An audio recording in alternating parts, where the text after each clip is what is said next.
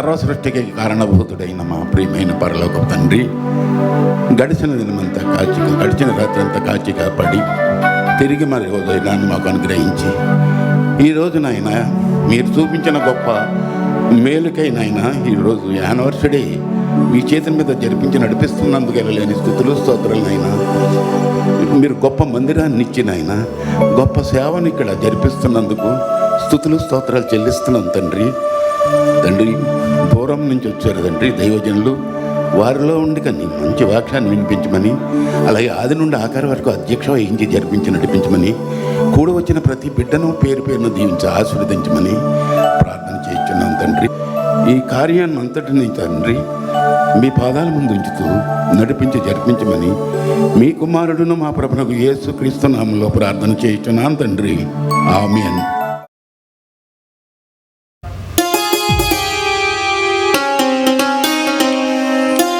చప్పట్లు కొట్టు దేవుని ఆరాధిద్దాం.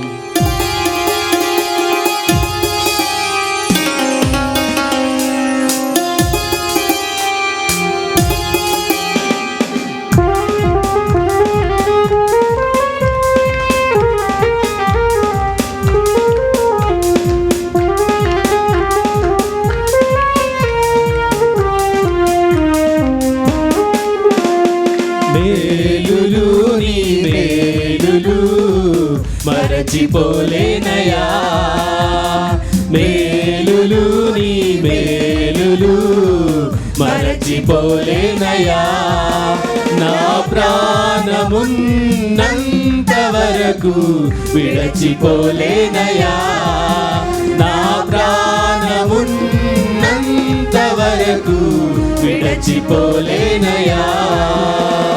మేలులు నీ మేలులు మరచిపోలేనయా, మేలులు నీ మేలులు మరచిపోలేనయా.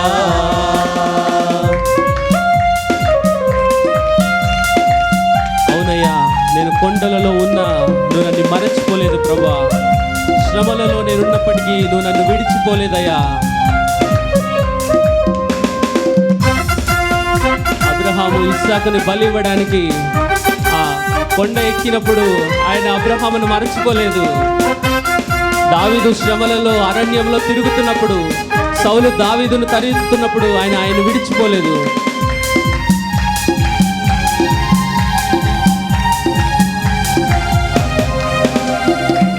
కొండలలో ఉన్నాను నీవు మరచిపోలేదయా, శ్రమలలో ఉన్నను నీవు విడచిపోలేదయా. అవునయ్యా, నువ్వు నన్నెన్నడు విడిచిపోలేదయా. కొండలలో ఉన్నను నీవు మరచిపోలేదయా,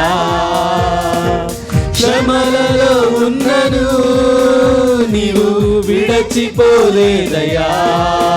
నీది గొర్రె పిల్ల మనసయ్యా, యేసయ్యా గొర్రె పిల్ల మనసయ్యా, నీది గొర్రె పిల్ల మనసయ్యా, యేసయ్యా గొర్రె పిల్ల మనసయ్యా, నీది గొర్రె పిల్ల మనసయ్యా, యేసయ్యా గొర్రె పిల్ల మనసయ్యా.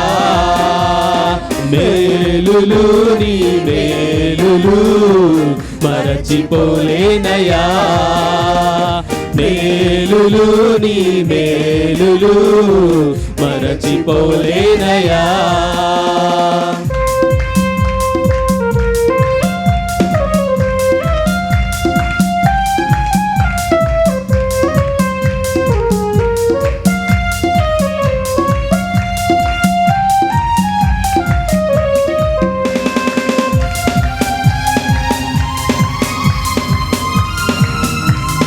అవునయ్యా, అగ్నిలో పడిన షడ్రకు మెషకు అబేద్నెగోలు కాలిపోలేదయ్యా.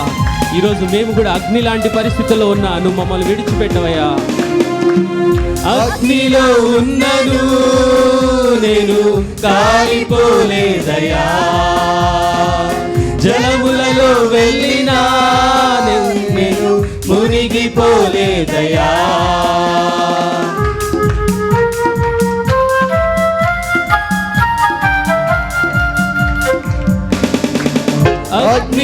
ఉన్నను నేను కాలిపోలేదయా, జలములలో వెళ్ళినా నేను మునిగిపోలేదయా, నిధి పౌరము మనసయా యేసయ్యా, పౌరము మనసయా, నిధి పౌరము మనసయా యేసయ్యా, పౌరము మనసయా, నిధి పౌరము మనసయా యేసయ్యా, పౌరము మనసయా, మేలులు నీ మేలులు మరచిపోలేనయా, మేలులు నీ మేలులు మరచిపోలేనయా.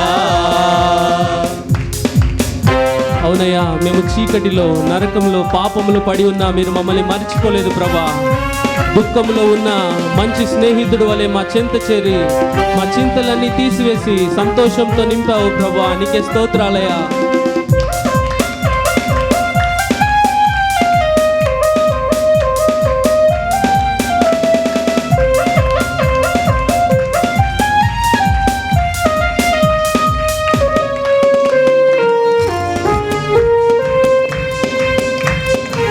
చీకటిలో ఉన్నను నన్ను మరచిపోలేదయా, దుఃఖములో ఉన్నను మంచి స్నేహితుడయ్యావయ్యా.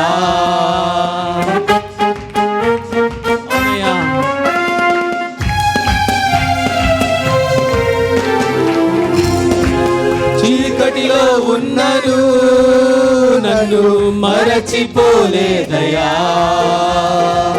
దుఃఖములో ఉన్నను మంచి స్నేహితుడయ్యావయ్యా, నిధి ప్రేమించే మనసయ్యా యేసయ్యా, ప్రేమించే మనసయ్యా, నిధి ప్రేమించే మనసయ్యా యేసయ్యా, ప్రేమించే మనసయ్యా, నిధి ప్రేమించే మనసయ్యా యేసయ్యా, ప్రేమించే మనసయ్యా, మేలులు నీ మేలులు మరచిపోలేనయా, మేలులు నీ మేలులు మరచిపోలేనయా, నా ప్రాణమున్నంత వరకు విడచిపోలేనయా, నా ప్రాణమున్నంత వరకు విడచిపోలేనయా,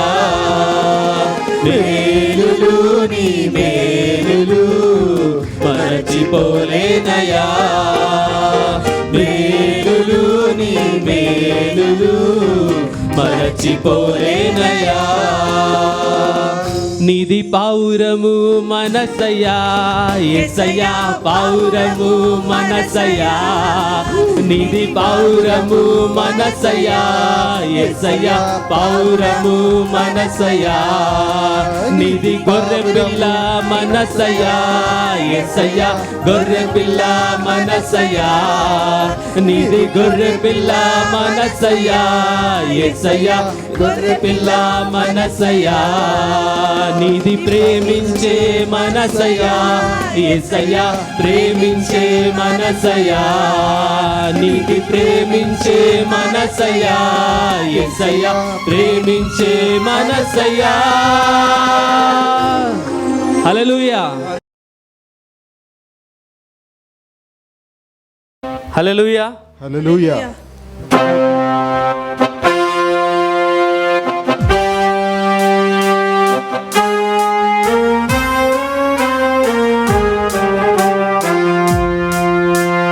యేసయ్యా యేసయ్యా యేసయ్యా, వందనాలయ్యా, నీ ప్రేమకు వందనాలయ్యా, యేసయ్యా వందనాలయ్యా, నీ ప్రేమకై వందనాలయ్యా, నన్ను రక్షించినందుకు, పోషించినందుకు, కాపాడినందుకు వందనాలయ్యా. నన్ను రక్షించినందుకు, పోషించినందుకు, కాపాడినందుకు వందనాలయ్యా. వందనాలు వందనాలయ్యా, శతకోటి స్తోత్రాలయ్యా. వందనాలు వందనాలయ్యా, శతకోటి స్తోత్రాలయ్యా. యేసయ్యా వందనాలయ్యా, నీ ప్రేమకై వందనాలయ్యా. అవునయ్యా, నీ కృప చేత మమ్మల్ని నడిపించినందుకు నీకు స్తోత్రాలయ్యా. నీ దయ చేత మాకు రావాల్సిన శిక్షను తప్పించినందుకు వందనాలయ్యా. నీ జాలి కనపరిచినందుకు వందనాలయ్యా. నీ ప్రేమ కురిపించినందుకు వందనాలయ్యా.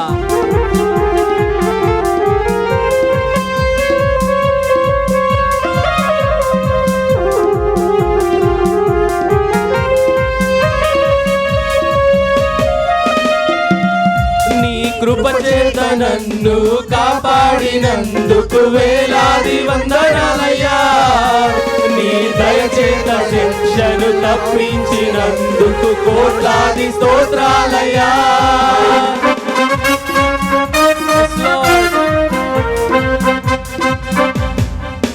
నీ కృపచేత నన్ను కాపాడినందుకు వేలాది వందనాలయ్యా. నీ దయచేత శిక్షను తప్పించినందుకు కోట్లాది స్తోత్రాలయ్యా. నీ జాలి నాపై కనపరిచినందుకు వేలాది వందనాలయ్యా. నీ ప్రేమ నాపై కురిపించినందుకు కోట్లాది స్తోత్రాలయ్యా. నీ జాలి నాపై కనపరిచినందుకు వేలాది వందనాలయ్యా. నీ ప్రేమ నాపై కురిపించినందుకు కోట్లాది స్తోత్రాలయ్యా. వందనాలు వందనాలయ్యా, శతకోటి స్తోత్రాలయ్యా. వందనాలు వందనాలయ్యా, శతకోటి స్తోత్రాలయ్యా. యేసయ్యా యేసయ్యా యేసయ్యా వందనాలయ్యా, నీ ప్రేమకై వందనాలయ్యా. యేసయ్యా వందనాలయ్యా, నీ ప్రేమకై వందనాలయ్యా.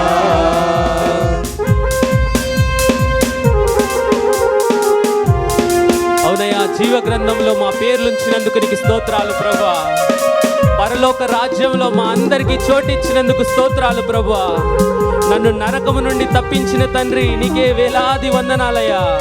నీ సాక్షిగా ఇలలో మమ్మల్ని ఉంచినందుకు నీకు స్తోత్రాలు ప్రభువా.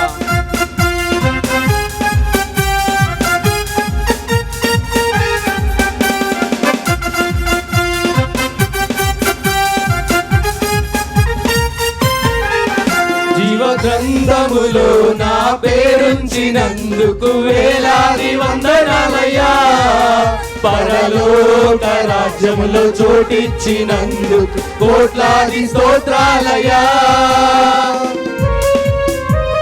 అవునయ్యా, నీకే స్తోత్రాలయ్యా. జీవ గ్రంథములో నా పేరుంచినందుకు వేలాది వందనాలయ్యా. పరలోక రాజ్యములో చోటిచ్చినందుకు కోట్లాది స్తోత్రాలయ్యా. నన్ను నరకము నుండి తప్పించినందుకు వేలాది వందనాలయ్యా. నీ సాక్షిగా ఇలలో నన్నుంచినందుకు కోట్లాది స్తోత్రాలయ్యా. నన్ను నరకము నుండి తప్పించినందుకు వేలాది వందనాలయ్యా. నీ సాక్షిగా ఇలలో నన్నుంచినందుకు కోట్లాది స్తోత్రాలయ్యా. వందనాలు వందనాలయ్యా, శతకోటి స్తోత్రాలయ్యా. వందనాలు వందనాలయ్యా, శతకోటి స్తోత్రాలయ్యా. యేసయ్యా యేసయ్యా యేసయ్యా వందనాలయ్యా. నీ ప్రేమ ప్రేమకై వందనాలయ్యా యేసయ్యా వందనాలయ్యా నీ ప్రేమకై వందనాలయ్యా నన్ను రక్షించినందుకు పోషించినందుకు కాపాడినందుకు వందనాలయ్యా నన్ను రక్షించినందుకు పోషించినందుకు కాపాడినందుకు వందనాలయ్యా వందనాలు వందనాలయ్యా శతకోటి స్తోత్రాలయ్యా వందనాలు వందనాలయ్యా శతకోటి స్తోత్రాలయ్యా వందనాలు వందనాలయ్యా శతకోటి స్తోత్రాలయ్యా వందనాలు వందనాలయ్యా శతకోటి స్తోత్రాలయ్యా హల్లెలూయా హల్లెలూయా జీవ గ్రంథంలో మన పేరుంచిన యేసయ్యకి గట్టిగా చప్పట్లు కొట్టి వందనాలు చెల్లిద్దాం. హల్లెలూయా. దావీదు రాసిన కీర్తన 130వ అధ్యాయము 1 నుండి 12 వచనాల వరకు చదువుకుందాం. ప్రతి వచనంలో 2 భాగాలు ఉన్నవి. మొదటి భాగం నేను చదువుతాను, రెండవ భాగం మీరు చదవండి. యెహోవా దయాళుడు, ఆయనకు కృతజ్ఞతాస్తుతులు చెల్లించుడి. దేవదేవునికి కృతజ్ఞతాస్తుతులు చెల్లించుడి. ప్రభువుల ప్రభువు నాకు కృతజ్ఞతాస్తుతులు చెల్లించుడి. ఆయన ఒక్కడే మహాశ్చర్య కార్యములు చేయువాడు. తన జ్ఞానము చేత ఆయన ఆకాశమును కలుగచేసెను. ఆయన భూమిని నీళ్ళ మీద పరిచెను. ఆయన గొప్ప జ్యోతులను నిర్మించిన వాడు. పగటి ఏలునట్టుకు ఆయన సూర్యుని చేసెను. రాత్రి నేలుటకు ఆయన చంద్రుని నక్షత్రములను చేసెను. ఐగుప్తు దేశపు తొలిచూలులను ఆయన హతము చేసెను. వారి మధ్య నుండి ఇశ్రాయేలీయులను ఆయన రప్పించెను. చేయి చాచి తన బాహుబలం చేత వారిని రప్పించెను. దేవుడి వాక్యం దీవించును.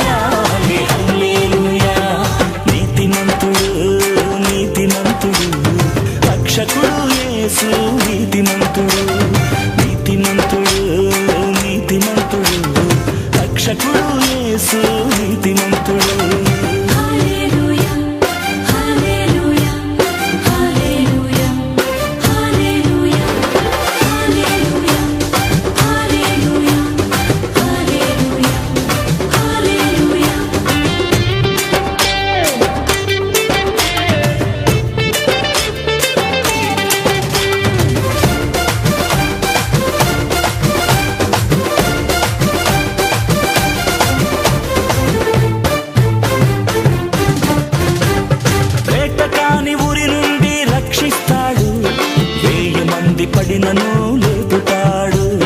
వేటకాని ఊరి నుండి రక్షిస్తాడు.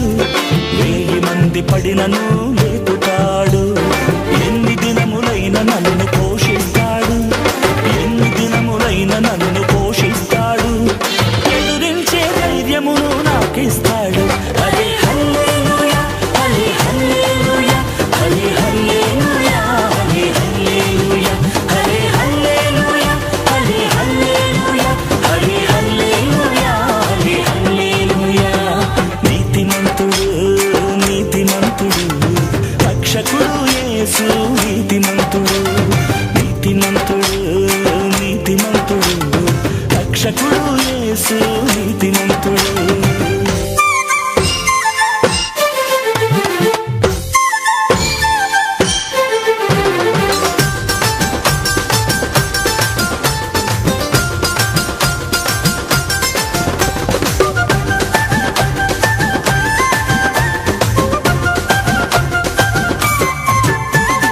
వినయము కలవారిని దీవిస్తాడు. దీన మనసు కలవారిని రక్షిస్తాడు. వినయము కలవారిని దీవిస్తాడు. దీన మనసు కలవారిని రక్షిస్తాడు. సమమైన మార్గములు నడిపిస్తాడు. సమమైన మార్గములు నడిపిస్తాడు. నా రాకపోకలందు ముందుంటాడు. హల్లే హల్లెలూయా, హల్లే హల్లెలూయా, హల్లే హల్లెలూయా, హల్లే హల్లెలూయా, హల్లే హల్లెలూయా, హల్లే హల్లెలూయా, హల్లే హల్లెలూయా, హల్లే హల్లెలూయా. నీతిమంతుడు, నీతిమంతుడు, రక్షకుడు యేసు నీతిమంతుడు. నీతిమంతుడు, నీతిమంతుడు, రక్షకుడు యేసు నీతిమంతుడు. హల్లెలూయా, హల్లెలూయా, హల్లెలూయా, హల్లెలూయా, హల్లెలూయా, హల్లెలూయా, హల్లెలూయా, హల్లెలూయా. నీతిమంతుడు, నీతిమంతుడు, రక్షకుడు యేసు నీతిమంతుడు. నీతిమంతుడు, నీతిమంతుడు, రక్షకుడు యేసు నీతిమంతుడు.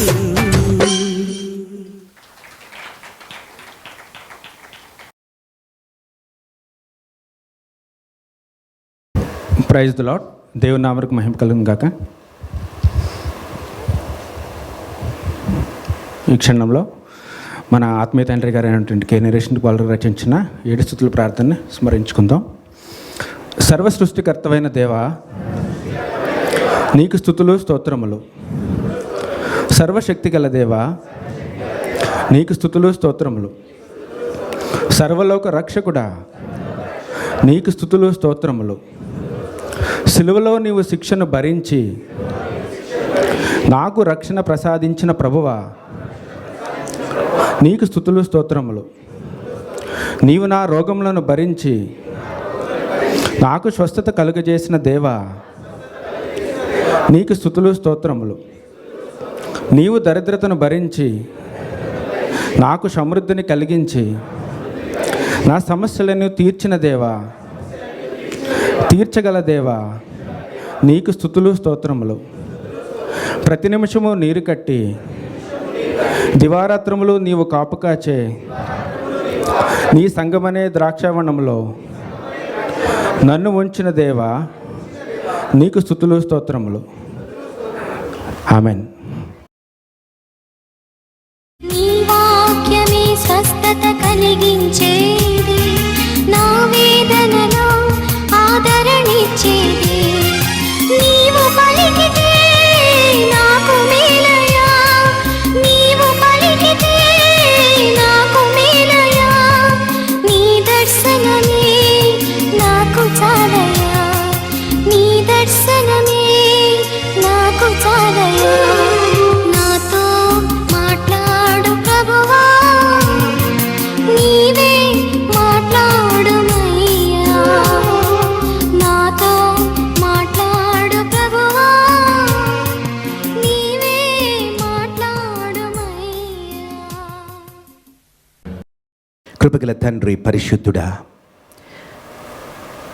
ఈరోజు మా జీవితాల్లో ఎంత సుదినము తండ్రి. 2nd PGF యానివర్సరీ నాయన ఈ వేదికపై నిలబడిన వెనక్కి తిరిగి చూచినప్పుడు నాయన ఏ క్షణాన్ని చూచినా ఒక అద్భుతమే, ఒక ఆశ్చర్యమే తండ్రి.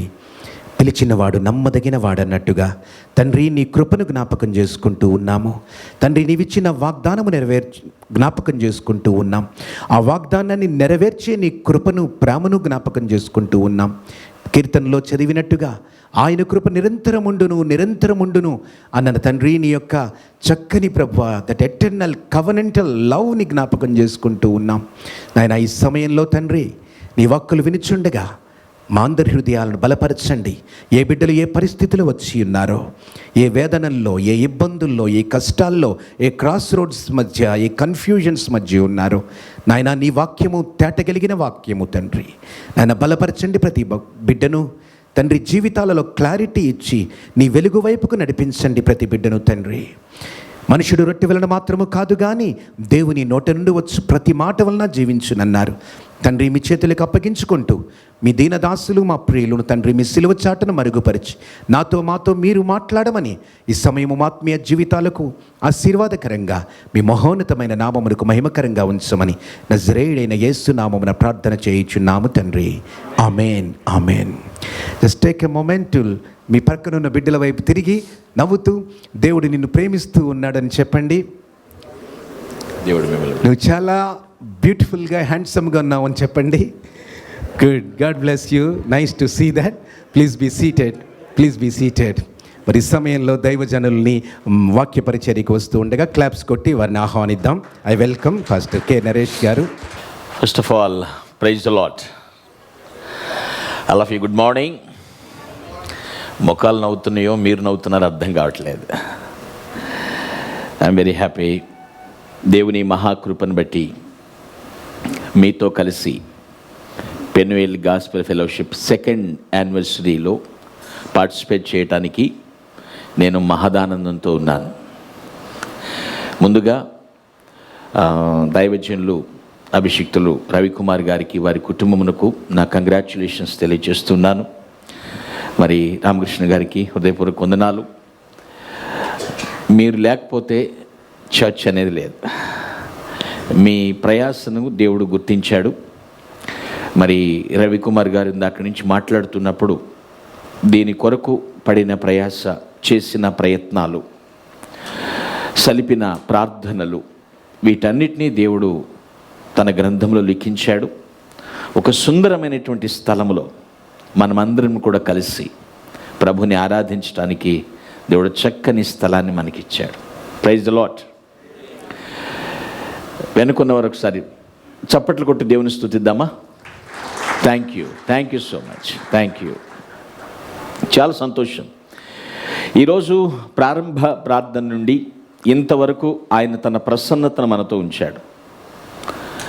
ఇప్పుడు తను ప్రత్యక్షమై మాట్లాడుతున్నాడు through the word of God. ఇప్పటి వరకు మనం చేసిందల్లా ఆయన వినాలని, పాట పాడినా, ప్రార్థించినా, సాక్ష్యం ఇచ్చినా, ఆరాధన చేసినా, సాక్ష్యం ఇచ్చిన అన్నీ కూడా ఆయన వినాలి. ఇప్పుడు తర్వాత ఆయన మనతో మాట్లాడుతున్నప్పుడు మనం కూడా శ్రద్ధగా, మౌనంగా ఆలకించి సత్యాన్ని గ్రహించి దాన్ని వెంబడించాలి. దేవుని యొక్క వాక్యాన్ని చూద్దాం. ఈ యొక్క పెన్యుయల్ గాస్పెల్ ఫెలోషిప్ ఈ వైట్ ఫీల్డ్ ప్రాంతంలో దేవుడు మనకు 2వ సెలబ్రేషన్ మందిర వార్షికోత్సవం జరుపుకోవటానికి ఇచ్చాడు. దాని సందర్భంగా దేవుని వాక్యాన్ని చూద్దాం. బుక్ ఆఫ్ సామ్స్ 24, కీర్తన గ్రంథం 24వ కీర్తన మొదటి వచనం చదవండి.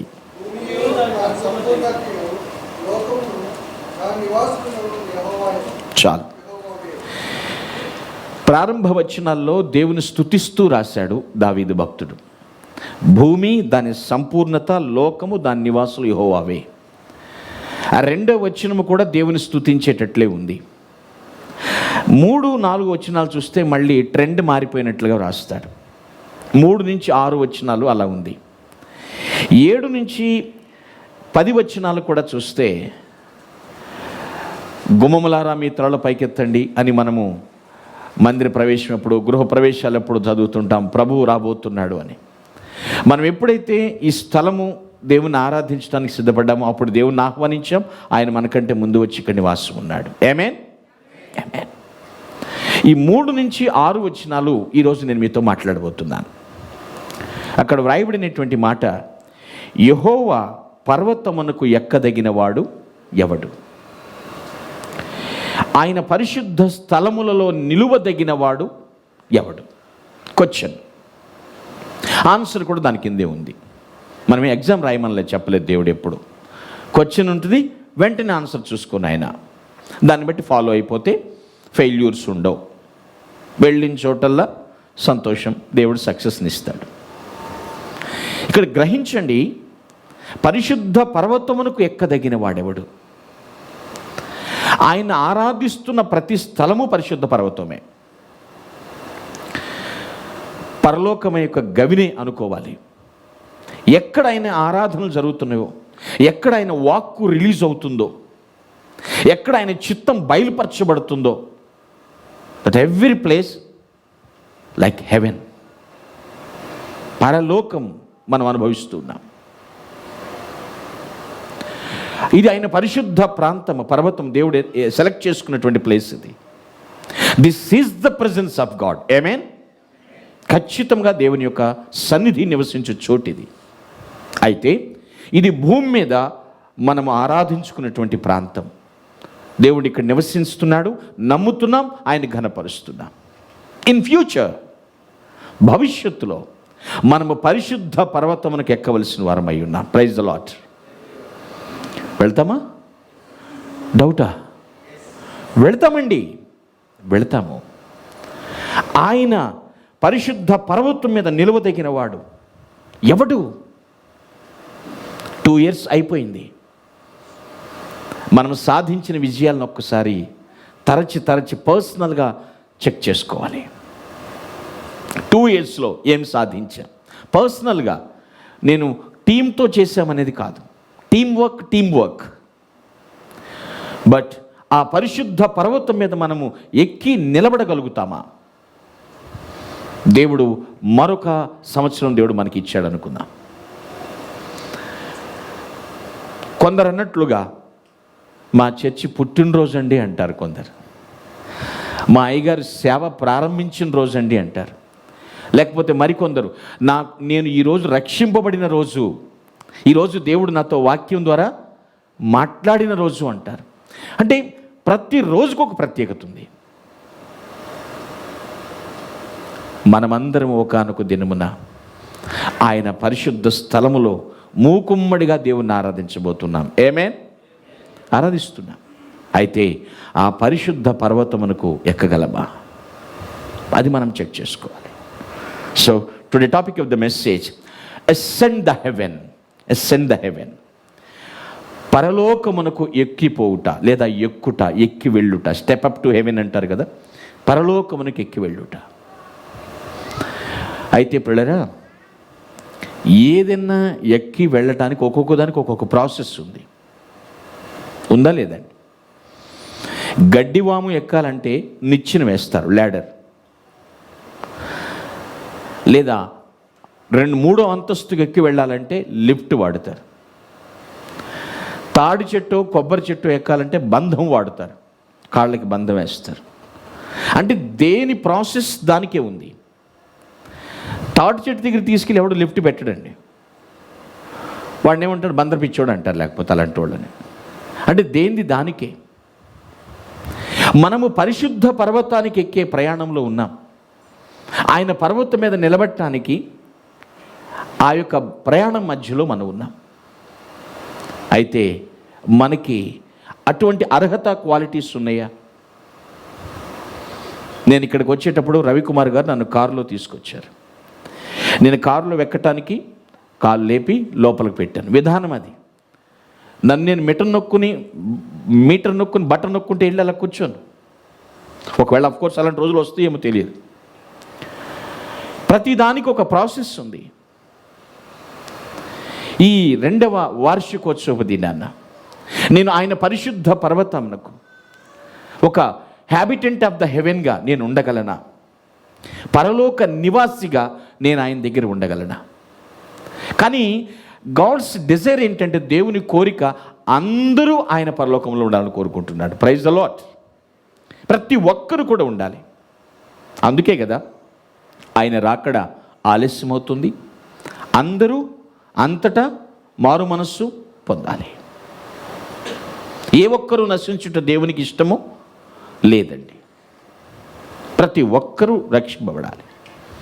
ఈ మాటలు యొక్క అర్థం అది. అయితే ఎవరు ఎక్కి వెళ్తారండి? ఎవరు ఆయన పరిశుద్ధ పర్వతం దగ్గరికి వెళ్ళి వినగలుగుతారు? పౌలు కూడా ఎత్తి రాస్తాడు. Book of Romans chapter 10:6.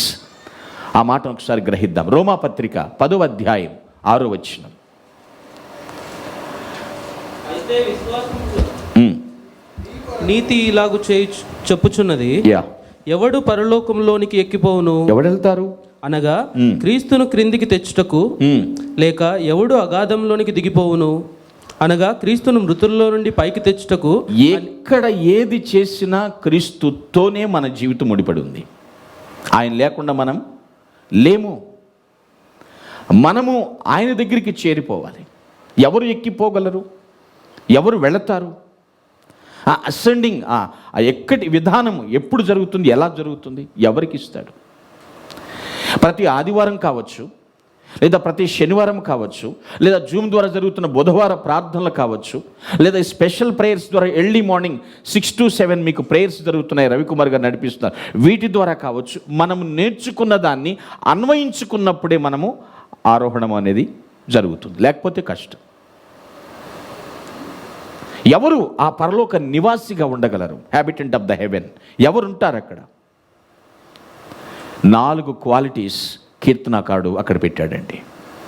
ప్రశ్నకు జవాబుగా 4 ఆప్షన్స్ కాదండి, 4 కూడా మ్యాండేటరీ అని రాసి పెట్టాడు.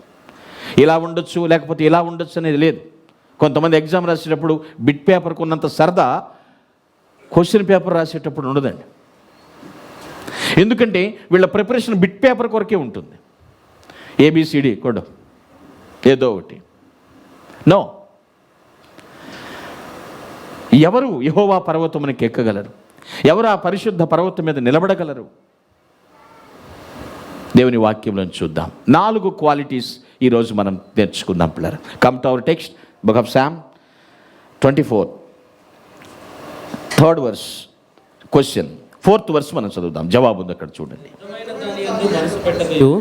వ్యర్థమైన దాని యందు మనస్సు పెట్టకయు. నెగిటివ్తో స్టార్ట్ చేశాడండి. జవాబు చూడండి. వ్యర్థమైన దాని యందు మనస్సు పెట్టొద్దు అంటే లోకములో వ్యర్థమైనవి ఉన్నవి అని చెప్తున్నాడు. దాని యందు మనస్సు పెట్టొద్దు. సో మనం దీన్ని పాజిటివ్గా ఎలా తీసుకోవాలి? ఫస్ట్ క్వాలిఫికేషన్ ఏమిటో తెలుసా అండి? Spiritual mind. ఆత్మీయ మనస్సు కలిగి ప్రవర్తిస్తే పరిశుద్ధ పర్వతానికి వెళ్ళగలుగుతామండి మనం. స్పిరిచువల్ మైండ్, ఆధ్యాత్మికమైన మనస్సు కలిగి ఉండాలి. వ్యర్థమైన దాని యందు మనస్సు పెట్టదు అంటే లోకములో పనికి రానివి పనికి వచ్చేవి 2 ఉన్నాయండి. ఏది వ్యర్థం కాదు, ఏది వ్యర్థమైనవి తెలుసుకోవాలి మనం. ఫర్ ఎగ్జాంపుల్, మీకు అందరికీ విజిబుల్గా ఉంది మైక్, ఇది వ్యర్థం కాదు. మొబైల్ వ్యర్థం కాదు. అర్థమవుతుందా? అలాగని అన్నీ అలా పెట్టుకుంటూ వెళితే మన జీవితమే ప్రశ్నార్థకం అయిపోతుంది. పనికి వచ్చేవి పనికి రానివంటూ ఉన్నాయి. మనం గ్రహించాలి దాని విషయం. కొంతమంది మేనేజ్ చేసుకుంటారు, మ్యానిపులేట్ చేస్తారు కొందరు. ఏమండి సినిమా చూడకూడదు అంటున్నారు, ఎందుకండి? దాంట్లో మంచి ఉంటుంది కదండి. ఉంటుంది, లేదని నేను ఎందుకు అన్నాను? మంచి ఉంటుంది, చెడు ఉంటుంది. కానీ నీ వీక్నెస్ ఏంటి? చెడునే తీసుకుంటావు కాబట్టి ఒరే బాబా దాని జోలికి వెళ్ళొద్దు అంటున్నారు. వ్యర్థమైన దాని యందు మనస్సు పెట్టొద్దు. ఏమి వ్యర్థము? మహాజ్ఞాని అని పిలిపించుకునేటువంటి కింగ్ సాల్మనే సమస్తమును వ్యర్థము అన్నాడు ప్రసంగి గ్రంథంలో. ఇర్మియా ఒక అడుగు ముందుకేసి జనముల ఆచారములు వ్యర్థము అని రాస్తున్నాడు. ఇర్మియా 10:7 వ్రాయబడిన మాట. జనముల ఆచారములు అంటే కొన్ని ట్రెడిషన్స్ అలా వచ్చేస్తున్నాయి. వాటిని మనము ఫాలో అవ్వాల్సిన పని లేదు. స్పిరిచువల్గా ఏదన్నా ఇంట్లో ఒక ట్రెడిషన్ పెట్టుకుంటే స్పిరిచువల్కి సంబంధించింది ఫాలో అవ్వచ్చు. ఉదయమే లేచి ఇప్పుడు పాస్టర్ గారు 6 to 7 జూమ్ స్టార్ట్ చేశారు. అది వ్యర్థము కాదు, అదొక స్పిరిచువల్ ట్రెడిషన్గా పెట్టారు. ఆ మైండ్ సెట్ మనకు ఉండాలి. మార్నింగ్ లేవాలి, జూమ్లో పాల్గొనాలి, ప్రేయర్ చేయాలి. ఆ పలుకులు ఏమిటో నాకు అవసరమైనవి ఖచ్చితంగా వస్తాయి కాబట్టి నేను స్వీకరించాలి. ఇది ఒక ట్రెడిషన్, ఫాలో అవ్వచ్చు. Not only 40 days, everyday follow అవ్వచ్చు.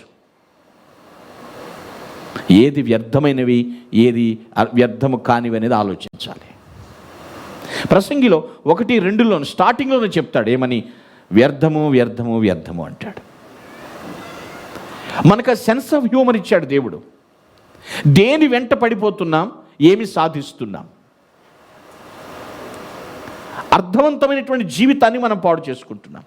యూజ్ఫుల్ అయినవి ఏవి, యూజ్లెస్ ఏవి, ఉపయోగం లేనివి ఏమిటి. మనకి ఆధ్యాత్మిక మనస్సు ఉండాలని గుర్తుపెట్టుకోండి. ఏ ఒక్క విషయం వచ్చినా సరే దాన్ని ఆధ్యాత్మికంగా ఆలోచన చేయాలి. ఆ మైండ్ సెట్ దేవుడు కావాలంటున్నాడు. అందుకే వ్యర్థమైన దాని యందు మనస్సు పెట్టకయు. పౌలు ఒక మాట అంటాడు, book of Philippians 3rd chapter 10th and 11th verses. Philippi పత్రిక 3వ అధ్యాయం 10-11 వచనాలు చదువుకుందాం ఒకసారి.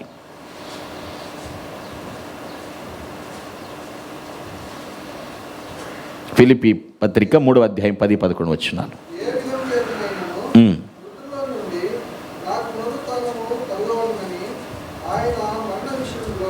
ఎస్, వాడనై ఎరుగు నిమిత్తము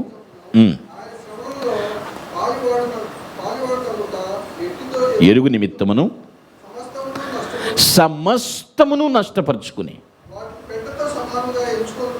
ఎందుకు అంత దారుణమైన పదం వాడాల్సి వచ్చింది పౌలు? నేను క్రీస్తుతో సరిగా లేకపోవటానికి ఆటంకమయ్యే ప్రతిదీ నాకు నష్టమే. నేను ప్రభువుతో చేసే సహవాసానికి అడ్డుపరిచే ప్రతిదీ నాకు పెంటతో సమానమే. ఒకవేళ అది లాభమా అయినా సరే నాకు నష్టమే. నా నెక్స్ట్ జనరేషన్స్ కూడా తరగని ఆస్తి వస్తుందా, ప్రభువుకు అంటిపెట్టుకుని ఉండటం కన్నా అది నాకు గొప్పదేమీ కాదు. వ్యర్థమే. వ్యర్థమైన దాని యందు మనస్సు పెట్టకయు. మనము ఏదో ఒక అవుట్ ఆఫ్ స్టేట్ వెళ్ళటానికి కాదండి నేను చెప్పేది. Qualities to the heaven. దేవుని యొక్క చిత్తం ఏమిటో తెలుసా? మనమందరము పరలోక నివాసులము కావాలి. అక్కడ నివసించే యోగ్యులుగా మనము జీవించాలి. మనం భూమి మీద చేసేటువంటి ఈ వర్షిప్ అంతా కూడా ప్రాక్టీస్, రిహార్సల్. రియల్ వర్షిప్ మనం ఆయనతో భవిష్యత్తులో ఆయన్ని మనం ఆరాధిస్తూ ఉంటాం. మనమందరం అక్కడికి వెళ్ళి చేసే one and only profession worship the lord. ప్రభువుని ఆరాధించటమే. అక్కడికి వెళ్ళే ముందు ఇక్కడ మనం ప్రాక్టీస్ చేస్తున్నాం. దాని కొరకు పీజీఎఫ్ ద్వారా ఇక్కడ మనకి చక్కని దేవుడు సుందరమైనటువంటి ప్రాంతాన్ని ప్రభువు ప్రసాదించాడు. నిషేధింపబడిన రాయి మూలకు తలరాయి. ఈ స్థలం ఒకప్పుడు నిర్మానుష్యంగా భయంకరంగా భయపెట్టేటట్లుంది. కానీ దేవుడు తన చిత్తాన్ని ఇక్కడ స్థాపించాడు. Praise the lord. నేను నివసించు చోటు అన్నాడు. ఇంత అర్థవంతమైనటువంటి విధానం మనం తెలిసినాక ఏదైతే మనకు నష్టాన్ని తెచ్చిపెడుతుందో పౌలు వలె మనం ఏమనాలి? దాని యందు నేను మనస్సు పెట్టకయు. వ్యర్థమైన దాని యందు మనస్సు పెట్టకయు. కొంతమంది పేరెంట్స్ మీ పిల్లలకు చెప్తారండి, ఒరేయ్ వాడితో సావాసం చేయమాక. ఎందుకు మమ్మీ, ఎందుకు డాడీ? నా క్లాస్మేటు, నా బెంచ్మేటు, వాళ్ళది మంద ఒకే ఊరుగా అయినా సరే వద్దురా, వాడితో సావాసం చేయమాక, వాడి అలవాట్లు నీకు అబ్బుతాయి అంటారు. అంటే ఏమిటి? అక్కడ ఏముంది? చెడు, వ్యర్థం. దాని యందు మనసు పెట్టు. ప్రతి విషయంలో మనకి స్పిరిచువల్గా థింక్ చేసే మైండ్ సెట్ ఉండాలండి. దీనివల్ల నాకు లాభమా నష్టమా? ఆధ్యాత్మికతలో నేను ఒక మెట్టు ఎదుగుతానా, ఉన్నదాని నుంచి దిగజారుతానా అనేది ఆలోచన చేయాలి. ఎప్పటికీ కూడా మనం ఇంక్రీజ్ అవుతూ ఉండాలి తప్ప స్పిరిచువాలిటీలో తగ్గకూడదు. మెట్టు మెట్టుకు ఎదుగుతూ ఉండాలి.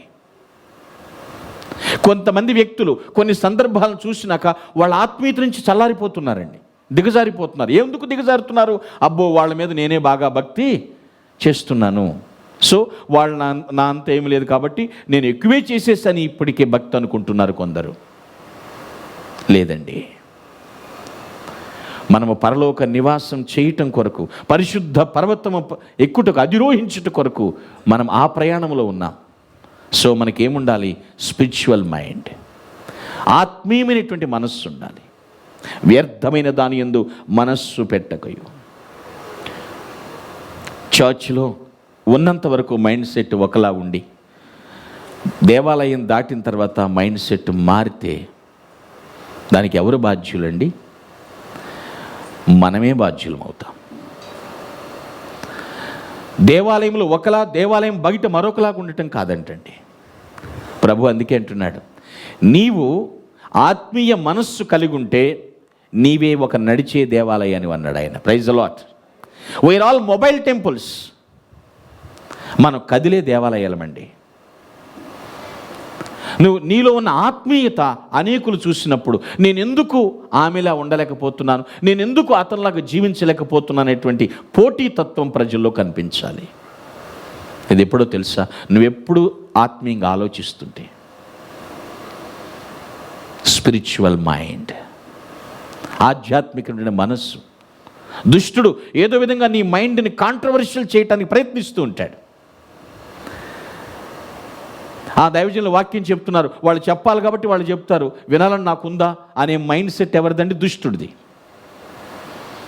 దాన్ని డిలీట్ చేసుకోవాలి. ఈరోజు దేవుడు నాతో ఏం మాట్లాడతాడు, ఏం చేయమంటున్నాడు, ఏం వదిలిపెట్టమంటున్నాడు, ఏది ఫాలో అవ్వమంటున్నాడు, దేన్ని హైలైట్ చేయమన్నాడు, దేన్ని రూపుమాపమంటున్నాడు, ప్రతి ఒక్కటి మనము వినయ విధేయతలతో ఆయన సన్నిధిలో కూర్చుంటే దేవుడు ఖచ్చితంగా నీకు రావాల్సినటువంటి సమాచారాన్ని నీకు అందిస్తాడు. ఆయన ఆధ్యాత్మిక మనస్సు ఉండాలండి. అది ఉన్నప్పుడు మన జీవితంలో ఆనందమే. ఆస్తున్నా లేకపోయినా ఆత్మీయత ఉంటే అది గొప్ప ఆనందం అండి. అది మనం నేర్చుకోవాలి. Spiritual mind. దైవజనులు చెప్తూ ఉంటారు సాధు సుందర్ సింగ్ గురించి. అతను ఒక సిక్కు కుటుంబంలో జన్మించిన వ్యక్తి. బైబిల్ని ముక్కలు ముక్కలుగా చించి పెంటపోక కుప్ప మీద వేసి కాల్చిన వ్యక్తి సాధు సుందర్ సింగ్. ప్రభు అతన్ని దర్శించాడు, అతన్ని రక్షించాడు. ఎంతగా అతని తీర్మానం ఉందంటే, నా జీవితం మిగిలింది ఎంత ఉందో అది మొత్తం క్రీస్తుకే అంకితం అనుకుని నిలబడిపోయాడు, కమిట్మెంట్ తీసుకున్నాడు. అతని పేరెంట్స్, అతని రిలేటివ్స్ అందరూ క్రీస్తు నుంచి అతన్ని వేరు చేయాలని సామధాన భేద దండోపాయాలన్నీ ప్రదర్శించారు అతని మీద. అతను మనస్సు విరిచేయాలని చిట్ట చివరికి తనకు వరుస అయ్యే అమ్మాయిని వివాహం కాకుండా అతని గదిలోకి పంపారు సాధు సుందర్ సింగ్కి. ఆమె ఎన్ని మాటలు చెప్పిందో, ఎన్ని హోయలు ఒలికించిందో నాకు తెలియదు. నా మనసంతా నువ్వే అని ఉందేమో. అప్పుడు సాధు సుందర్ సింగ్ గారు చెప్తారు, అమ్మా నా మనసు ఆల్రెడీ దేవునికి ఇచ్చేసాను, ఖాళీ లేదు, నో వేకెన్స్, నువ్వు వెళ్ళిపోవచ్చండి. చీ అని ఆ గదిలోంచి బయటకు వచ్చేసింది. మన మనస్సులో క్రీస్తు నిక్షిప్తమై ఉంటే వేరే ఏ బయట ఎన్ని వైబ్రేషన్ థాట్స్ వచ్చినా మనం స్వీకరించమండి. Praise the Lord. Hallelujah. Spiritual mind మనకు ఉండాలి. మన ఆలోచన ఆ విధంగా ప్రయాణించాలండి. దుష్టుడు ఎప్పుడు కూడా గుర్తుపెట్టుకోండి సంగమా, పాపము నీ ముందుకు తీసుకొచ్చి పెడతాడు. నీ ముందుకు తీసుకొచ్చి పెట్టి హ్యావ్ ఇట్, ఎవరు చూడలేదు, చేసేయి, నువ్వు అనుకున్న చేసేయి, ఇప్పుడే మళ్ళీ రైట్ టైం, మళ్ళీ ఎవడు వచ్చేస్తాడు, కానీ హ్యావ్ ఇట్ అంటాడు. అప్పుడు ఉండాలి మనకి మనసు. నో, పాపమునకు దూరముగా పారిపోవాలి. ఆ మనస్సు మనకు ఉండాలి. పాస్టర్ గారు ఉన్నా లేకున్నా దేవుడు ఉన్నాడు, నేను చూసే పని దేవుడు చూస్తున్నాడు, నేను చేసే పని దేవుడు చూస్తున్నాడు, నేను ఇక్కడ నెగ్లెక్ట్ చేస్తున్నానే అది దేవుడు చూస్తున్నాడు. ఆ మనస్సు ఉన్నప్పుడు అండి ఎప్పుడు కూడా అటెన్షన్తో ఉంటాం, ఎప్పుడు కూడా అటెన్షన్తో. అందుకే అంటున్నాడు, వ్యర్థమైన దాని యందు మనస్సు పెట్టకయు. నీ జీవితాన్ని ఏది పాడు చేస్తుందో దానికి దూరంగా జరుగు. ఏది నీ ప్రార్థన జీవితానికి భంగం కలిగిస్తుందో దానికి దూరంగా జరుగు. దేవుని కోరికండి ఇది, ఆయన ఆకాంక్ష. వ్యర్థమైన దాని యందు మనస్సు పెట్టద్దు. ఒక రోజున ఒక పాస్టర్ గారు ఒక మీటింగ్కి వెళ్తున్నారండి. బ్రీఫ్ కేసు పట్టుకుని వెళ్తున్నాడు. దారిలో పిల్లలు గోళీలు ఆడుకుంటున్నారు. కొందరు గోళీలు ఆడుకుంటుంటే పాస్టర్ గారు అన్నారట, ఏమిరా అక్కడ ప్రార్థన జరుగుతుంది, వెళ్ళరా రారా అంటే, మమ్మాళ్ళు వెళ్ళొద్దన్నారండి అన్నాడంట. ఏమిట్రా, ఎందుకంటే అవి మా చర్చి కాదంటండి, మా సహవాస కోటాలు కావంటండి. అంటే అంత చిన్న వయసులోనే వాళ్ళకి తేడాలు చెప్పేశారు వాళ్ళు. ఇంకా వాడు ఎదుగుతాడండి? వాడు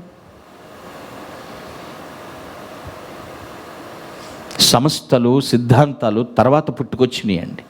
ప్రభు ఆది నుండి ఉన్నవాడు. Praise the lord. వాడికి అది అడ్డం పెట్టారు అంతే.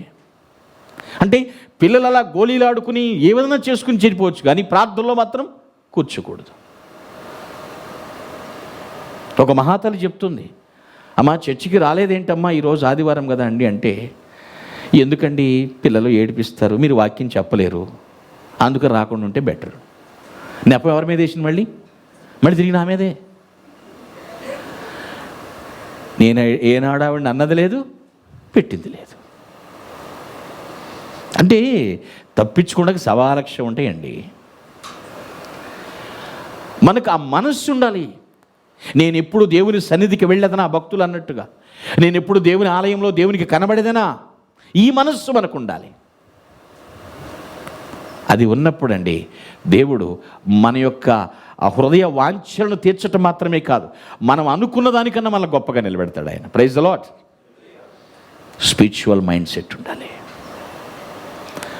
వ్యర్థమైన దాని యందు మనస్సు పెట్టొద్దు.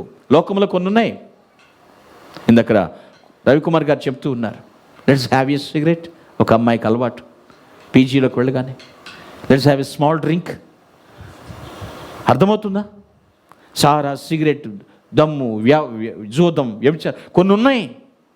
వాటి యందు మనస్సు పెట్టద్దు. మీరు అనొచ్చు, ఏమండి క్రైస్తవులు వాటి యందు మనస్సు ఎందుకు పెడతారంటున్నారేమో. ఉన్నారు కాబట్టే, కొందరు ఉన్నారు కాబట్టే. Be careful. ఆత్మీయమైనటువంటి మనస్సు ఉండాలి. Spiritual mind. This the first qualification. Ascending the heaven. పరలోకమునకు మనం ఎక్కిపోవాలి. Secondly, come to our text. Psalm 24 verse 4. Read again. Okay. కపటముగా ప్రమాణము చేయకయు. ఈ మాట గుర్తుపెట్టుకోండి. కపటముగా ప్రమాణము చేయకయు అంటే ఏమిటి? సత్యమే. దీన్ని పాజిటివ్గా చెప్పాలంటే సత్య ప్రమాణం. రెండవదిగా ట్రూ స్వేర్. True swear. సత్య ప్రమాణం చేసేవారిగా మనం ఉండాలండి. అంటే నువ్వేది పలుకుతున్నావో దానికి బద్ధుడువై బద్ధురాలువై ఉండాలి. కొందరు అంటారు, ఓ ఇది అయ్యేది కాదులయ్యా అంటారేమో. అవ్వాలనే ప్రభువు చెప్తున్నాడు. కపటముగా ప్రమాణము చెయ్యొద్దు అంటే సత్య ప్రమాణముగా ఉండాలి నువ్వు అనేది. యేసు ప్రభు వారి శిష్యులతో ఏం చెప్పారు? మీ మాట అవునంటే అవును, కాదంటే అట్లాగన్నారు కదా. ఇప్పుడు రివర్స్. మూవీ నేమ్స్ కూడా అలాగ వచ్చినాయి కదా. అవునంటే కాదనిలే, కాదంటే అవుననిలే. అది మనకు విరోధం కదండి. సత్య ప్రమాణము గుర్తుపెట్టుకోండి. మనకి నిజమేదో తెలియనప్పుడు వేరే విషయం, సత్యాన్ని తెలుసుకున్న తర్వాత సత్యానికి బద్ధులముగా ఉండాలి. ఈరోజు మార్నింగ్ జూమ్లో డివోషన్లో వాక్యం విన్నాం. ఒక మాట ద్వారా దేవుడు మనతో మాట్లాడాడు. ఆ మాటకు మనం స్టిచ్ అయిపోవాలంతే. అర్థమవుతుందండి? బంధంగా ఆ బాండింగ్ అలా ఉండిపోవాలి వాక్యానికి మనకి. సత్య ప్రమాణం. ఈరోజు చాలామంది జీవితాల్లో అబద్ధం అనేది మంచినీళ్ళు తాగినంత తృఢప్రాయం అయిపోయిందండి. ఈజీ అయిపోయింది, చాలా ఈజీ. మొబైల్స్ వచ్చినాక మరీ చాలా ఈజీ అయిపోయింది, డెడ్ ఈజీ. వాడు వైట్ ఫీల్డ్లో ఉంటాడు, ఎక్కడున్నావురా, మెట్రోపాలిటన్ దగ్గర ఉన్నా అంటాడు, ఎక్కడ అంటాడు. అంటే ఎవడో తెలియదు, చుట్టూ చూసేవాడు వీడిని విధవలాగా చూసినా సరే వాడు అదే మాట్లాడతాడు. ఏంటి వీడు ఎట్లా మాట్లాడతాడంటే అదే మాట్లాడతాడు, డెడ్ ఈజీ. అరే చీప్గా కనపడలేదా, అయినా సరే పర్లేదు. ఇది వరకు అండి ఒక నానుడు ఉండేది, ఆటోమొబైల్ ఫీల్డ్ వాళ్ళు అబద్ధాలు చెప్తారని, ఉట్టిదే. ఇప్పుడు అందరూ చెప్పేస్తున్నారంట. వాళ్ళు ఏంటంటే ఎక్కడో ఉన్నామంటారు, మేడం వచ్చేస్తున్నాను, మేడం దగ్గరలో ఉన్నాను, వచ్చేస్తున్నాను దగ్గర, జస్ట్ అట్లా తిరగండి 2 అడుగులు వేయండి వచ్చేస్తానంటాడు. ఒక మాట మీకు చూపిస్తాను. Book of 2 Kings chapter 5 verse 20. రాజుల 2వ గ్రంథం 5వ అధ్యాయం 20వ వచనం.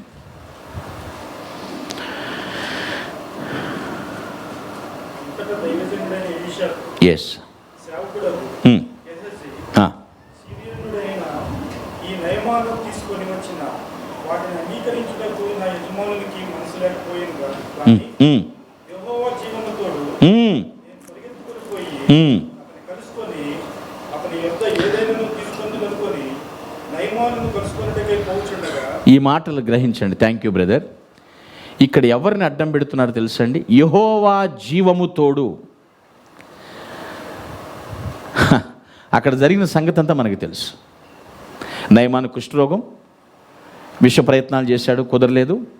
ఒక చిన్నది చెప్పింది, మా దేశంలో మంచి ప్రవక్త ఉన్నాడని, ప్రార్థన చేస్తాడనుకున్నాడు. బంగారము వెండి అన్ని రథాల్లో వేసుకున్నాడు. రాజు దగ్గరికి వెళ్తాడు, కాదు అంటే ప్రవక్త ఎలీషా గారి దగ్గరికి వెళ్తారు. ఆయన యోర్దాన్ నదులు 7 సార్లు ములగమంటారు, ములుగుతాడు. వచ్చాడు, పసిపిల్ల దేహం వల్ల అయింది. థ్యాంక్స్గా గ్రాటిట్యూడ్ తెలియచేయటానికి తీసుకెళ్తాడు. ఎలీషా అంటాడు నాకు వద్దు అంటాడు, అవి తీసుకెళ్ళిపోతాడు. కానీ ఎలీషా పక్కన ఉన్న శిష్యుడు ఎవరమ్మా? గెహాజీ. గెహాజీ అంటే అర్థం దర్శనపు లోయ. ఆ లోయ పేరే దర్శనపు లోయ. నా యజమానునికి మనస్సు లేదు అవన్నీ తీసుకుంటానికి, నేనన్నా వెళ్ళి తీసుకుంటాను. ఒకవేళ అడిగాడు అనుకో నయమాను, దేవుడు తోడండి అంటున్నాడు. ఇక్కడ ఓ మాటలో చెప్తున్నాను మీకు, ఏమంటున్నాడు? దేవుడు తోడండి. ఆ కొద్దీ ఆ బంగారం ఆ వెండి ఆస్తి తీసుకుంటే ఎవరిని అడ్డం పెట్టారమ్మా అక్కడ? దేవుడు. అదే కపట ప్రమాణం అంటే. దేవుణ్ణి వాడేస్తున్నారు. ప్రియులారా, మనము ఆశీర్వదించబడటానికి పిలువబడ్డాం తప్ప శపించబడటానికి కాదు. ప్రభు అంటాడు రండి, నమస్కారము చేసి సాగిలపడదాం, భక్తులు చెప్పినట్లుగా. ప్రభు అంటున్నాడు రండి, ప్రయాసపడి భారం మోసుకొనుచున్న సమస్యలున్నారు, రండి, మీకు విశ్రాంతిని కలగచేస్తాను. మనం ఆశీర్వదింపబడ్డానికి పిలువబడ్డాం. ప్రభు ఏ ఒక్కరిని శపించేవాడు కాదండి, గుర్తుపెట్టుకోండి. ఎవరిని నాశనం చేయాలని ఎన్నడూ అనుకోలేదు. ఆయన సహిస్తున్నాడు, క్షమిస్తున్నాడు, అంతే తప్ప చంపట్లేదు దేవుడు ఎప్పుడు కూడా. ఇక్కడ ఏలియా 12 అద్భుతాలు చేస్తే ఎలీషా 24 అద్భుతాలు చేశాడు శిష్యుడిగా. మరి ఎలీషా శిష్యుడు ఎన్ని చేయాలి? మామూలుగా ఓరలుగా అనుకుందామండి, 48 చేయాలి కదా. వీడి జీవితం నాశనం అయిపోయింది. మాట్లాడితే దేవుడు తోడంటున్నాడు. ఇక్కడ మా యజమాని ఇమ్మన్నాడండి, కావాల్సిందేమో వీడికి. ఎవరి పేరు చెప్తున్నారు? కొంతమంది పనులు అయిపోతాయి అని కొన్ని చోట్ల పాస్టర్ గారి పేరు వాడేస్తూ ఉంటారు. పాస్టర్ గారు పంపించారండి అంటే అంటే అక్కడ లేడు కాబట్టి పాస్టర్, కానీ దేవుడు లేడా? ఉన్నారా లేరండి? ఇక్కడ ఏమంటున్నాడు? దేవుడు తోడు. జరిగిన విషయం చెప్తాను. ఒక అమ్మాయి మధ్యాహ్నం పూట మజ్జిగకి వచ్చిందండి ఒక ఇంటికి. సరే, ఆవిడ అటువైపున పశువుని కట్టేసి వచ్చి మజ్జిగ పోసింది. ఆమె వెళ్ళిపోయింది. ఆమె వెళ్ళిపోయిన అరగంటకి ఈ ఇంటి ఆవిడ టీవీ దగ్గరికి వెళ్ళి చూసుకుంటే 50 రూపాయలకి అయితే మిస్ అయిందట. 50 రూపీస్ నోట్ మిస్సింగ్. ఇప్పుడు ఎవరు తీశారు ఈ 50 రూపాయల నోటు? మధ్యాహ్నం మజ్జిగకి వచ్చిన అమ్మాయి తీసి ఉంటుంది. అప్పుడు ఏమంటుంది? రా, నువ్వు ప్రమాణం చేద్దు కానీ. ఏం చేద్దు కానీ?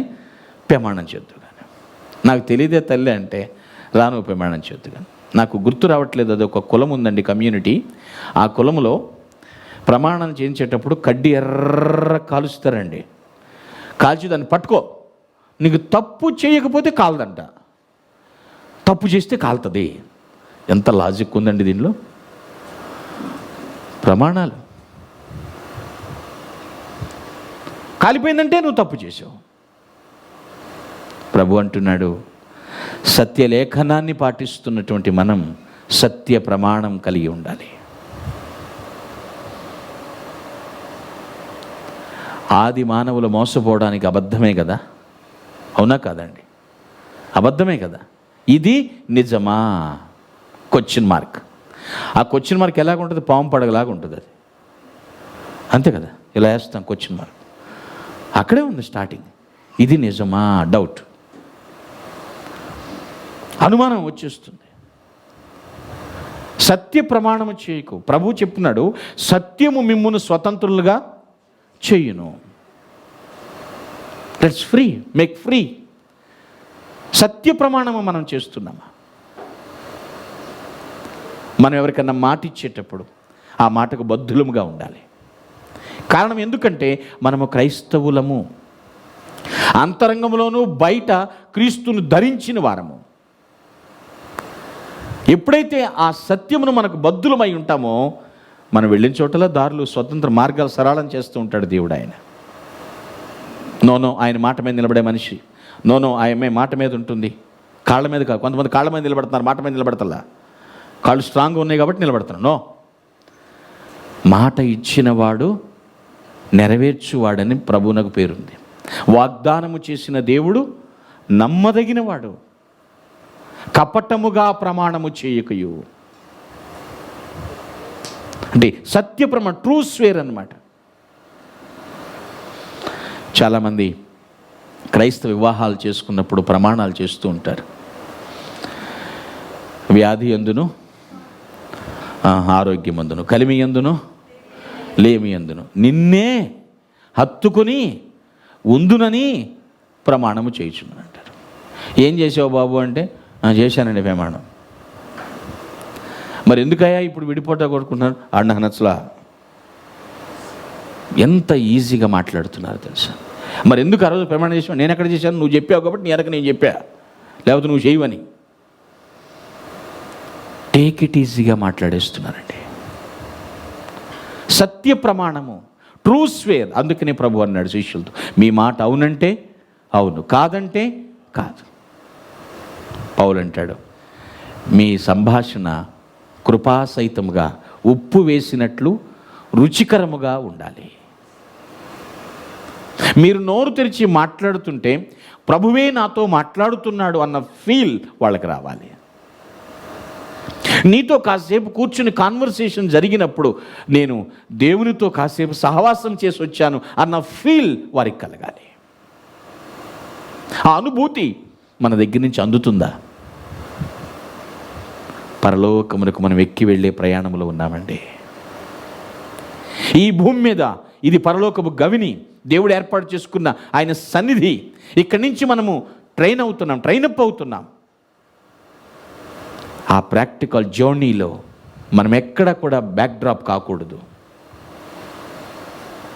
ట్రూ స్వేర్, సత్య ప్రమాణం గుర్తుపెట్టుకోండి విషయమే.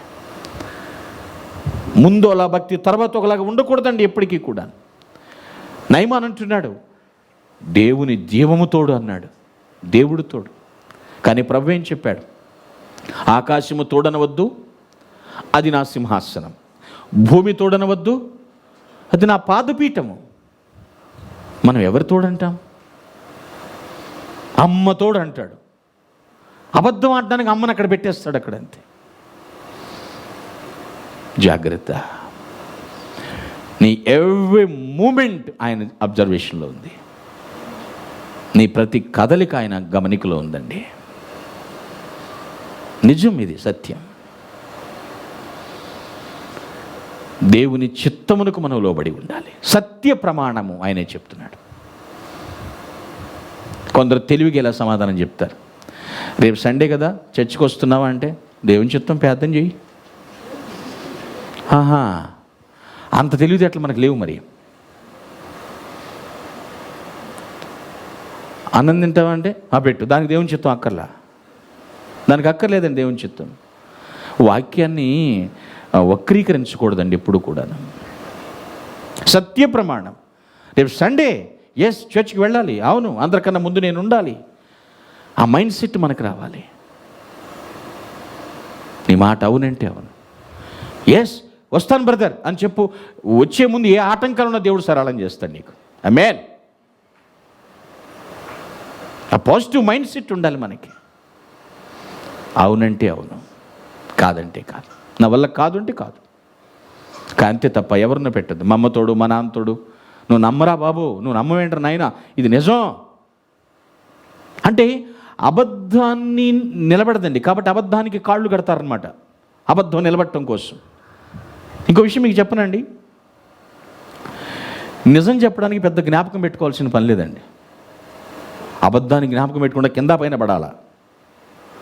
నిజాన్ని జ్ఞాపకం పెట్టుకోవచ్చు, ఎందుకంటే నిజం అది వెంటనే చెప్పగలుగుతాం. అడిగినండి. అబద్ధాన్ని జ్ఞాపకం చేసుకోవాలంటే 3:45 అండి, 4:45 అప్పుడు ఒకలాగా చెప్తాడు, ఇప్పుడు ఒకలాగా చెప్తాడు.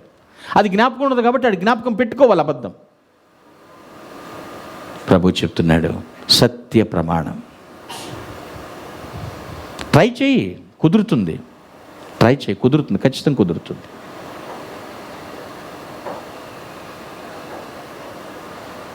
సందర్భం వచ్చింది కాబట్టి చెప్తున్నాను పిల్లరా. జంగారెడ్డిగూడెం దగ్గర ఒక పల్లెటూరు ఉంది, ఆ ఊరి పేరు కూడా నాకు గుర్తు రావట్లేదు. ఆయన ఫోన్ చేసి, పాస్టర్ గారు పలానా రోజు మీరు మా దగ్గరికి వస్తారా వాక్యం చెప్పడానికి అన్నాడు. ఆయన చెప్పిన రోజుకి 2 ప్రార్థనా సమావేశాలు ఉన్నాయండి, 2 మీటింగ్స్ ఉన్నాయి. గుర్తుంది, చెప్పాను. ఆయన అంటున్నాడు, నా మాట అర్థం చేసుకోకుండా మీరు గొప్పోళ్ళండి, నేను ఆ పదాలు వాడకూడదు కానీ మీరు మా దగ్గరికి ఎందుకు వస్తారులేండి అంటాడు. నేను వాస్తవమే చెప్పాను, గ్రహిస్తున్నాను. ఒక్కొక్కసారి వాస్తవం కూడా విక్రింతల పాలవుద్ది, కానీ నువ్వు ఆ వాస్తవాన్ని కట్టుబడి ఉండాలి. హల్లెలూయా. అర్థమైంది విషయమే. గొప్పలు చెప్పుకోవాల్సిన పని లేదండి. నువ్వు దేవుని గొప్ప చేయి, నేను ఆటోమేటిక్గా దేవుడు గొప్ప చేసేస్తాడు. హల్లెలూయా. సత్య ప్రమాణం అదే అన్నాడు, కపటమైన ప్రమాణము చేయకయు. కానీ చివరికి నయమాను అన్ని అబద్ధమాడి అన్ని తెచ్చుకున్నాడు. ఏమైనా ఉన్నాయండి? అబద్ధం ఆడి బంగారం, వెండి, బట్టలు అన్నీ తెచ్చుకున్నాడు. అడుగుతాడు ఎలీషా, గెహాజీ ఎక్కడి నుంచి వస్తున్నాడు? ఎక్కడికి వెళ్ళా? ఇక్కడ ఎంత ఈజీ. నేను అదే చెప్పాను, అబద్ధం అంటే మంచిలు తాగినంత తేలిగ్గా. ఎక్కడికి వెళ్ళి? ఇక్కడే ఉన్నాను. మీరు ప్రార్థనలో ఉన్నారు కదా, నేను బయట చూస్తున్నాను ఎవరిని వస్తారేమో అన్నట్లుగా. ఆయన ప్రార్థనలో ఉన్నప్పుడు ఈయన ప్రార్థన చేయొచ్చు కదా. అర్థమైందండి? ఆ మనస్సు వ్యర్థమైన దాన్ని పెట్టి ఏం చేస్తున్నాడు? కపట ప్రమాణం. ఇక్కడే ఉన్నాను. అప్పుడు అన్నాడు, ఏ కుష్ఠరోగాన్నైతే వదిలించుకుని ఆ నయమాన్ని వెళ్ళిపోతున్నాడో అది నీకు నీ వంశమునకు ప్రాప్తించు. తక్షణమే అన్న పదం రాయబడింది అక్కడ. వెనువెంటనే ఆయన తెచ్చుకున్న వస్తువులకి ప్రతిగా ఏమొచ్చిందండి? కుష్టు. తనకి తన వంశం అంతటికి కూడా ఆ కుష్ఠరోగం వచ్చింది. ఎ స్మాల్ మిస్టేక్, చిన్న అబద్ధం కొన్ని జీవితాలను, కొందరు దీన్ని అడ్వాంటేజ్ తీసుకుంటారు. 100 అబద్ధాలలో పెళ్లి చేయమన్నారు కదా సార్, తప్ప పాస్టర్ గారు మీరు మరీ అంత పర్ఫెక్ట్ అంటే ఎట్లా అని అంటారు. బైబిల్ ఎప్పుడు క్యాజువల్ అని చెప్పదండి. ఎప్పుడు కూడా బైబిల్ ఎప్పుడు కూడా ర్యాండమ్గా ఖచ్చితత్వాన్ని చెప్తూ ఉంటుంది. సత్య ప్రమాణం దేవుని కోసం కేటాయించు 3 గంటలు. ఎంత దీవించబడతావో. ఆయన మందిరంలో పరిచర్య చేయటానికి నియమించబడి నిన్ను నీవు సమర్పించుకో, ఎంత దీవించబడతావో. ఇదంతా ప్రభువు మనకి ఇస్తున్నాడండి. అవకాశాన్ని మూసేసుకోవద్దు, దారులు మూసుకోవద్దు. దేవుడు నీ కొరకు దారి తెరిచి ఉంచాడు. కమాండ్ టు మీ అంటున్నాడు ప్రభు. మనం ఇన్వాల్వ్ అయితే చాలు, దేవుడు మనల్ని ఇన్క్రీజ్ చేస్తూ ఉంటాడు. దేవుడు ఆయన, ప్రైజ్ ద లార్డ్. ఆయనకు అసాధ్యమైంది ఏదీ లేదు. కపటముగా ప్రమాణము చేయకయు. ఏం మాట్లాడుతున్నాం అదే చేయాలి ఖచ్చితంగా. This is the second principal are quality. Thirdly, come to our text. Psalm 24 verse 4. Read again. Okay. చూడండి, నిర్దోషమైన చేతులు ఉండాలంటున్నాడు. థర్డ్లీ, మూడో విషయం, నిర్దోషమైన చేతులు. మొదటిది ఆత్మీయమైన మనస్సు ఉండాలి. రెండవది సత్య ప్రమాణం చేస్తూ ఉండాలి, ఏదంటే అది అన్నట్లుగా. మూడవదిగా నిర్దోషమైన చేతులు కలిగి ఉండాలి. ఇంగ్లీష్ బైబిల్లో క్లీన్ హ్యాండ్స్ అన్నక్కడ రాయబడింది. నేను నా యొక్క మెసేజ్ కొరకు చెప్తున్నాను. థర్డ్లీ, ఎగ్జాక్ట్ హ్యాండ్స్, ఖచ్చితమైనటువంటి చేతులు. అంటే దేవుడు మన చేతులు ఎలా ఉండాలనుకుంటున్నాడో ఎగ్జాక్ట్ హ్యాండ్స్ అన్నమాట. నిర్దోషం, ఇన్నోసెంట్ అంటారు, ఫాల్ట్లెస్ అంటారు, లేదా గిల్టీ లెస్ అంటారు. Exact hands. దావీదుని నువ్వు నీ చేతులతో కట్టిన మందిరంలో నేను నివాసము చేయనని ఎందుకన్నాడు? నీ చేతులు పాపము అంటుకుని ఉన్నవి, నాకొద్దు దోషం ఉందన్నాడు. ఎస్, నిర్దోషమైనటువంటి చేతులు కావాలి. ఈ కీర్తన రాసిన దావీదేనండి. ఎక్స్పీరియన్స్ ఉంది అతనికి. ఈ చేతులతోనే ప్రార్థించి ఈ చేతులతోనే శపించకూడదు, ఈ చేతులతోనే ప్రార్థించి ఈ చేతులతోనే తప్పు చేయటం కాదు. ఎంతమంది రక్షణ కోసం ఈ చేతులు ఎత్తుతున్నావో నీవు. ప్రభువా, 2వ యానివర్సరీ వచ్చినప్పటికి ఇంతమంది ఉన్నారు, మరలా 3rd యానివర్సరీ వచ్చినప్పటికి అనేక న్యూ సోల్స్ రక్షించబడాలి, నూతన ఆత్మలు అని చేతులెత్తి ప్రార్థించాలి. తన పిల్లలు పలికిన దాన్ని దేవుడు నెరవేరుస్తాడు. ఆమేన్. ఖచ్చితంగా నెరవేరుస్తాడండి. ఏటి అబద్ధం లేదు, ఆపడాయన. నిర్దోషమైనటువంటి చేతులు ఉండాలి. చేతులు సంగతి చూడగానే ఎలక్షన్లు గుర్తొచ్చేస్తాయి కొందరికి. ఏమిటయ్య మన గుర్తు అంటాడు ఒకడు, హస్తం. ఏమిటమ్మ మన గుర్తు, సైకిల్. ఏమిటయ్య మన గుర్తు, ఫలానా ఫలానా. మరొకడు వస్తాడు, కంకి కొడవలు పట్టుకో, బట్టలు కట్టుకో అంటాడు. ఎవరు స్లోగన్స్ వాళ్ళవే. ఒకటి, ఏ పని చేయటానికన్నా చేతులు కావాలి, కానీ దేవుని దగ్గర రావడానికి నిర్దోషమైన చేతులు కావాలి. ఎస్, నిర్దోషమైనటువంటి చేతులు. ఏ మరక, డాగు, మచ్చ అంటుకోకూడదు చేతులకి. ఆయన అలా కోరుతున్నాడు. నా పరిశుద్ధ పర్వతం మీద వాళ్ళని నేను ఉంచుతాను, నిలబెడతాను. నా ముందు నిలబెడతారు వాళ్ళు. వాళ్ళు చేసే ఆరాధన నేను స్వీకరిస్తాను. ఇప్పటి వరకు ఏంజిల్స్ ఆరాధిస్తున్నాయి, దూతలతో కలిసి మనం భవిష్యత్తులో ఆరాధించబోతున్నాం. దాని కొరకు ప్రాక్టీస్గా మనం ఇక్కడ చేస్తున్నాం. ఈ పీజీఎఫ్లో మనం చేసే ఆరాధన దేవునికి అంకితం కావాలి. దానికి నిర్దోషమైనటువంటి చేతులు కావాలి. నీ చేతులకి ఏ దోషం అంటుకోకూడదు. ఏం చేస్తున్నా? నేను సేవ చేసే ఊరు పక్కన ఒక చిన్న హ్యామ్లెట్ విలేజ్ ఉంది, కుగ్రామ్. ఒక రోజున స్కూటీ వేసుకుని అమ్మగారిని ఎక్కించుకుని మెగాఫోన్ ముందు పెట్టుకుని ఒక చిన్న కాటేజ్ ప్రేయర్ మీటింగ్కి వెళ్తున్నాను. కాబట్టి ప్రైజ్ ద లార్డ్. లేకపోతే ఫెయిల్ అయిపోతామండి, ఫెయిల్ అయిపోతాం. ఫెయిల్యూర్ రుచి ఇప్పటికే మీకు తెలుసు. సక్సెస్ దిశగా మీరు అడుగు పెట్టాలి. సంతోషంగా మరలా 3rd యానివర్సరీ కల్లా మరలా ఒక చేంజ్, ఆ చేంజ్కి తగిన ఫ్రూట్ మనం చూసి ఉండాలి. ప్యూర్ హార్ట్ అదే కోరుతున్నాడు. దావీదు స్వచ్ఛందంగా ముందు ఒప్పుకోలేదు తప్పుని, తర్వాత ప్రవక్త ద్వారా ఒప్పించినప్పుడు తప్పు ఒప్పుకున్నాడు. 51వ కీర్తన 10వ వచనంలో క్లియర్గా మాట్లాడతాడు. అక్కడ దేవా నా పాపమును కడుగు అంటాడు. హిస్సోపుతో 51:10 చదవండి. శుద్ధ హృదయము కలుగు చేయము, నూతనముగా పుట్టించుము. అర్థమవుతుందండి? శుద్ధ హృదయం కలుగు చేయి, నా అంతరంగములో నూతన మనసు స్థిరంగా నూతనముగా పుట్టించు. అంటే అంతకుముందు వచ్చింది పోయింది, నా క్రియల వలన ఆ పరిశుద్ధత పోగొట్టుకున్నాను, మళ్ళా నూతనముగా పుట్టించు. ఎప్పుడు కూడా ఈ ప్రాసెస్ జరుగుతూనే ఉంటుందండి. దేవాలయంలో ఉన్నంత వరకు ఉంటాం, బయటికి వెళ్ళగానే లోకమాలిన్యం అంటూ ఏదో దరిగా అంటుతూ ఉంటుంది. మళ్ళీ రాగానే కన్ఫెషన్ అండ్ రిఫ్లెక్షన్. ఒప్పుకొని ఉండాలి. దేవుని యొక్క వాక్యము రిఫ్లెక్షన్ మన మీద పనిచేయాలి. శుద్ధ హృదయం నూతనముగా పుట్టించుము. అందుకే అంటాడు, ప్రభువా నా కన్నీళ్లతో నా పడక కొట్టుకుని పోవచ్చున్నది. అంటే ఎన్ని కన్నీళ్ళుగా, ఒక బిందు 2 బిందులు నేను కొలతలు చెప్పట్లేదు, అంత వేదన ఉంది, నా పడక కొట్టుకుని పోతుంది అనేటువంటి మాట. ఓ పాస్టర్ గారిని ఒక విశ్వాస ఇంటికి తీసుకెళ్ళారు. కొత్త కట్టుకున్నాను అయ్య గారు, ఇల్లు చూడండి అని. ఆ పాస్టర్ గారిని తీసుకెళ్ళి చూపిస్తున్నాడు. సార్ ఇది portico, nice. This is hall, very nice. This is the first bedroom, master bedroom, okay. Children bedroom, okay.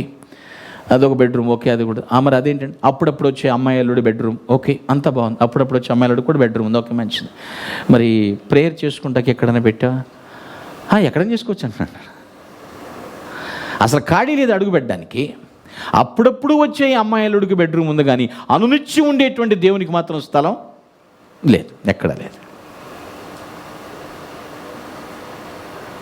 పైగా ఏమంటాడు, దేవుడిని ఏమైనా రావద్దన్నానండి నేను. పైగా ఇంకో కొంతమంది చర్చికే వెళ్ళాలా అండి, దేవుడి దగ్గరికి వెళ్ళాలండి, ఇంట్లో లేడు, ఇక్కడ ఉంటాను అక్కడ ఉండనని అని చెప్పాడు. ఇందులో అందులో లేడు సందేహం వలదు అన్నాడా? ఎక్కడనూ ఉంటాడండి. దేవాలయాన్ని సమాజముగా కూడుట మానొద్దు అని చెప్తున్నాడు ఆయన. సహవాసములో తగ్గావంటే చల్లారిపోతావని చెప్తున్నాడు. అర్థమైన విషయమే. నీ ఇంట్లో లేడని చెప్పట్లేదు, ఉన్నాడండి. కానీ అందరూ కలిసి సమాజముగా కూడి నన్ను ఆరాధించండి, సమాజముగా కూడి నాకు ప్రార్థించండి. అర్థమవుతుందండి? ఒక పుల్ల మంట కొద్దిగానే, అనేక కట్టెలు పేరిస్తే మంట ఎక్కువగా. ఇది దేవుడు చెప్పాడు. ఇలాంటి ప్లేస్ లేనప్పుడు పూర్వకాలం గృహాల్లోనే కూడుకునేవారు. దేవుడు సౌలభ్యాన్ని ఇచ్చాడు, వెసులుబాటు కల్పించాడు. మందిరం మానొద్దు, సహవాసముగా కూడుట మానొద్దు. ఎన్ని పనులున్నా ఫస్ట్ గాడ్, నెక్స్ట్ ఎనీథింగ్. ముందెవరండి? దేవుడు. మహారాజు దావీదు సింహాసనం మీద కూర్చొని ఉన్నప్పుడు, తీర్పుల్లో బిజీగా ఉన్నప్పుడు, సామాన్య సేవకుడు వచ్చి, రాజా ఆరాధనకు వేళ అయింది, మందిరానికి వేళ అయింది అనగానే ఎక్కడ తీర్పులు అక్కడ వదిలిపెట్టి ముందు దేవుని పని, ఆ తర్వాతే మన పని. యెహోవా మందిరమునకు వెళ్ళుదుమని జనులు నాతో అనినప్పుడు నేను బహు సంతోషించి తిని అన్నాడు ఆయన. హృదయంలోంచి వచ్చింది ఆ మాట. అర్థమైందండి? హృదయంలోంచి వచ్చింది. హృదయంలో ఒకటి పెట్టుకుని ఇంకొకటి ఎప్పటికీ మాట్లాడలేరండి.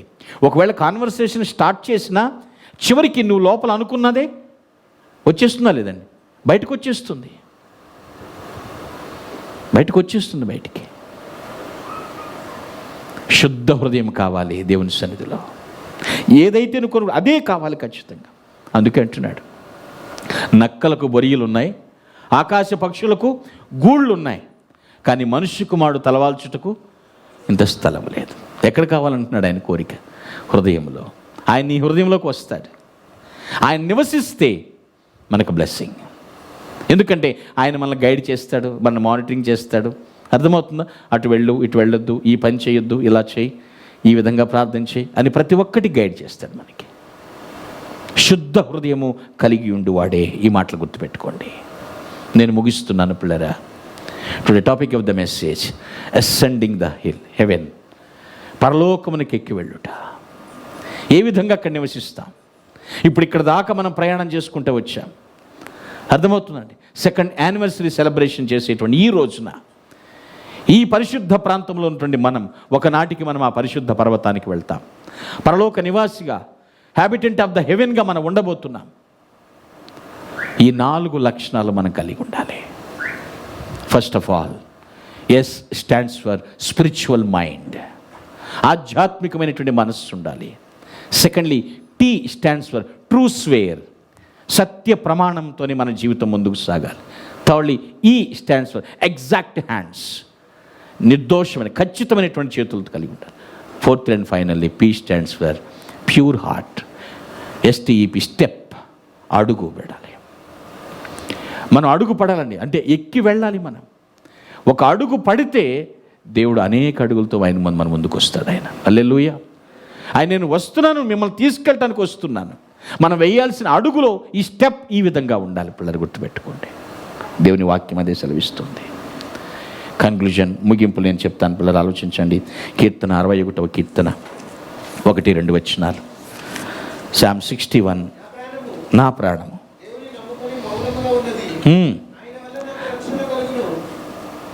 61వ కీర్తన. ఎస్,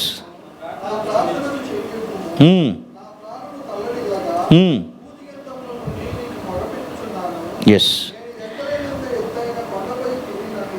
చాలండి. నేను ఎక్కలేనంత ఎత్తైన కొండ మనల్ని ఎక్కిస్తాడు, ఆయన తీసుకెళ్తాడు. వాస్తవంగా మనం అక్కడికి వెళ్ళటానికి అర్హత లేదు, కానీ దేవుడు మనకు అర్హత ఇచ్చాడు. That is the grace of God. దేవుడి కృప చొప్పున. కృప అంటే అర్థం ఏమిటండి? మనము దేనికి అర్హులమో దాని నుండి మనల్ని తప్పించి, దేనికి అర్హులమో కామో దాన్ని ఉచితంగా ఇవ్వడమే కృప. బేసిక్గా మన క్వాలిఫికేషన్ నరకానికి అర్హులం, దాని నుండి తప్పించేశాడు. పరలోకానికి దేవుడు అర్హులుగా చేశాడు మనల్ని. ఎక్కలేనంత ఎత్తైన కొండపైకి ఎక్కించు. మానవుడు అనుకుంటాడు, నేను చాలా గొప్పోడినే, బాగా కనిపెట్టేశాను, ఏం పర్లేదు అనుకుంటాడు. యునైటెడ్ స్టేట్స్ ఆఫ్ అమెరికా వాళ్ళు ఒకప్పుడు అదే అనుకున్నారు. ఏమని? వాళ్ళకి ఎంత పరిజ్ఞానం ఉందో తెలుసా అండి? పైన విమానంలో ప్రయాణిస్తూ కూడా భూమి మీద ఒక మనిషి నడుస్తూ వెళ్తున్నప్పుడు ఆ మనిషి వాచిలో సెకండ్ల ముళ్ళను బట్టి కూడా టైం ఎంతో చెప్పేవాళ్ళు. అంత పరిజ్ఞానం ఉంది. ఏం సుఖం? ల్యాడన్ని కనుక్కోలేకపోయారని అపవాదం ఉండిపోయింది. వీళ్ళు ల్యాడన్ ఎక్కడున్నాడో తెలుసుకోలేకపోయిన అపవాదం ఉంది. మనిషి ఎంత పరిజ్ఞానం కలిగిన వాడు కావచ్చు అండి, దేవుని మేధా సంపత్తి ముందు ఎందుకు పనికిరాడు. మనం చేయలేం. ప్రభువా, ఎక్కలేనంత ఎత్తైన కొండపైకి నన్ను ఎక్కించుము. పరలోకమునికి ఎక్కి వెళ్ళే ప్రయాణంలో మనం ఉన్నాం. ఆ ప్రక్రియలో భాగంగా మనం ఇక్కడ కూర్చున్నాం. కొంతమందికి డౌట్ ఉండొచ్చు, అసలు పరలోకం ఉందా? ఇంతసేపు చెప్పారండి, పరలోకం ఉందా? బైబిల్ చెప్తుందండి. ఏమన్నా ప్రూఫ్స్ ఉన్నాయా బయట? ఎందుకు లేవు? బ్రహ్మాండంగా ఉన్నాయి. 1990లోనే 1990లో నాసా పరిశోధన శాస్త్రజ్ఞులు వాళ్ళు చేసిన కనిపెట్టిన ప్రయత్నాలు. ఫస్ట్ రాకెట్ని పంపించారు పైకి. ఏదో అడ్డు తగిలిందని వెనక్కి వచ్చేసింది ఆ రాకెట్. ఆ తర్వాత అదేంటో కనుక్కుందామని చెప్పేసి హబుల్ టెలిస్కోప్ దానికి పెట్టి పైకి పంపించారు. కొన్ని ఫొటోస్ తీసుకొచ్చింది. ఉత్తర దిక్కున టకటక టకటక కొన్ని ఫోటోలు, దగదగా మెరిచిపోయేటువంటి పట్టణం. ఆ తర్వాత వీళ్ళు అక్కడ స్వర్గం ఉందని డిక్లేర్ చేశారు. 1993 డిసెంబర్ 26వ తారీఖున కన్ఫర్మ్ చేశారు. 1990లోనే కనుక్కున్నారు, కానీ 3 ఏళ్ళు పట్టింది అది నిజమా కాదా అనుకుంటానికి. చివరికి ఏప్రిల్ 1994 27వ తారీఖున ఆంధ్రభూమిలో వార్త వేశారు, స్వర్గంలో ఒక పట్టణం ఉంది అని. కానీ బైబిల్ ఎప్పుడో చెప్పింది ఉందరా బాబు అని. పరలోకం ఉందన్నమాట ఎప్పుడో చెప్పారు. ఉందండి, వాస్తవం అది. మనం ఆ వెళ్ళే ప్రయాణంలో మనం ఉన్నాం. ఈ భూమి మీద చక్కగా అక్కడికి వెళ్ళటానికి కావలసినటువంటి ఆ షైనప్ అనండి, మేకప్ అనండి, ఏదన్నానండి మీరు, దేవుడు మనకి ఇక్కడ తీర్చిదిద్దుతున్నాడు మనల్ని. ఒక సుందరమైన స్థలం మంచిగా దేవుడు మనకిచ్చాడు. ప్రశాంతంగా దేవుని ఆరాధించుకుంటూ ఆ పరలోక వాసులుగా మనం అక్కడికి చేరబోతున్నాం. దైవజనులు మనల్ని నడిపిస్తున్నారు. ఆ వాక్యపు వెలుగులో మనం కట్టబడదాం. దేవుళ్ళు మనకి మధ్య ఉన్న గ్యాప్ తగ్గాలి. మళ్ళీ మనం క్రమబద్ధీకరించుకోవాలి. ప్రభువా, ఎక్కలేనంత ఎత్తైన కొండపైకి నన్ను ఎక్కించు. ఆయన చేస్తాడు. ఆ ఒక స్టెప్ నువ్వు ముందుకేస్తే అనేక అడుగులు ఆయన ముందుకేసి వస్తాడు, మనల్ని తీసుకుని వెళ్తాడు. దేవుడు అట్టి కృప మనందరికీ అనుగ్రహించును గాక. ఆమేన్. ప్రార్థించుకుందాం. సర్వశక్తి మిక్కిలి కృపా కనికరములు కలిగిన మా ప్రభువా, స్తోత్రములు నాయన. జగత్తు పునాది వేయబడక మునిపే నీ అనాది సంకల్పము చొప్పున మీ చిత్తానుసారంగా ప్రతి కార్యక్రమాన్ని జరిగిస్తూ వస్తున్నారు. నీ దాసులు రవికుమార్ గారిని, వారి సతీమణి హెప్సిబా గారిని, వారికి మీరు ప్రేయర్లో ఇచ్చిన విజన్ని బట్టి, తలంపును బట్టి నాయన, ఈ వైట్ ఫీల్డ్ ఏరియాలో చక్కగా ప్రభువా ఇక్కడ మందిరాన్ని నిర్మించడానికి అవకాశం ఇచ్చారు. తీపి గుర్తుగా, మధురానుభూతులుగా, మరిపురాని జ్ఞాపకాలుగా తండ్రి, మరి కేక్ కట్ చేయబోతున్నా ఈ 2nd యానివర్సరీని ప్రభువా, ఈ కేక్ ద్వారా మరింతగా మేము నిన్ను ఘనపరచబోతుండగా ఈ సంవత్సరం అనేక సంవత్సరాల తరబడి మహిమాన్వితమైన పరిచర్యలు ఇక్కడ జరిగించమని క్రీస్తు పేరిట ప్రార్థిస్తున్నాము తండ్రి. ఆమేన్.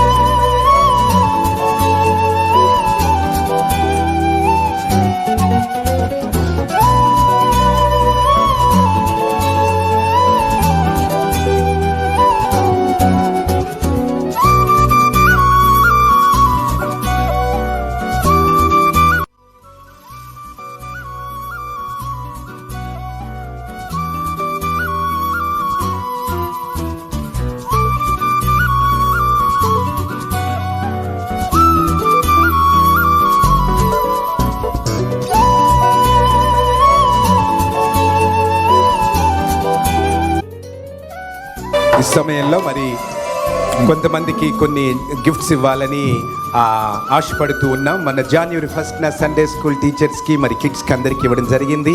అప్పుడు ఎక్కువ మంది లేకపోవడం వల్ల మరి ఈ రోజున యానివర్సరీ టైంలో ఇద్దాం అనుకున్నాం.